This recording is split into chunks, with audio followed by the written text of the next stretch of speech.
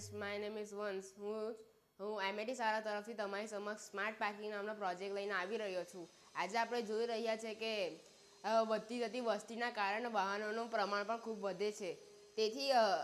તેથી આપણે જ્યારે સ્કૂલ, કોલેજ કે મોટી મોટી હોટલ અને મોલને બહુમાળી પાર્કિંગમાં જઈએ છીએ ત્યારે પ્રવેશ કરીએ છીએ ત્યારે આપણને ખબર હોતી નથી કે ક્યાં ગાડી પાર્ક કરેલી છે અને ક્યાં ગાડી પાર્ક કરેલી નથી. તેથી આપણે વાહન ચાલકને આખું બહુમાળી પાર્કિંગ ફરવું પડે છે. તેથી તેને ઘણી સમસ્યા આવે છે અને તેને કદાચ જ ખાલી પાર્કિંગ સ્લોટ મળી રહે છે અને નથી મળી રહેતું તો તેને આખું પાર્કિંગ ફરીને પાછું બહાર જતું રહેવું પડે છે.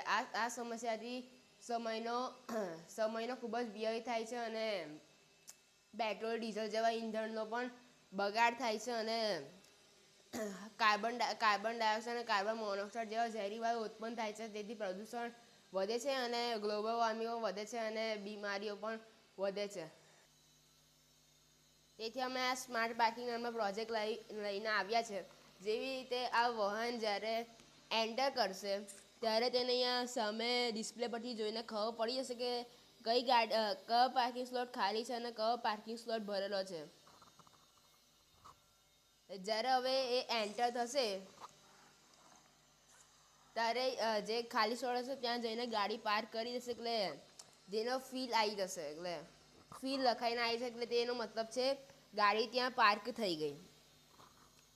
તેવી જ રીતે તેને જ્યારે 3-4 માળના પાર્કિંગ હોય છે ત્યારે તેને આખું પાર્કિંગ ફરવું પડતું નથી અને આ ડિસ્પ્લે પરથી જોઈને તેને ખબર પડી જાય કે ક્યાં ગાડી પાર્ક કરેલી હોય છે કે નથી પાર્ક કરેલી. તેથી જો આખું પાર્કિંગ ફૂલ હશે તો તે ગાડી પાછી વળીને જતી રહેશે. એટલે તેથી આખું પાર્કિંગ એને ફરવું પડે નહીં. તેથી સમયનો ખૂબ વ્યય થતાં અટકશે અને પેટ્રોલ, ડીઝલ જેવા ઈંધણોનો પણ ખૂબ જ વ્યય ઓછા પ્રમાણે થશે અને કાર્બન ડાયોક્સાઇડ અને કાર્બન મોનોક્સાઇડ જેવા વાયુઓનું ઉત્પાદન ખૂબ ઓછું થશે અને પ્રદૂષણ અને ગ્લોબલ વોર્મિંગમાં ઘટાડો થશે. Thank you.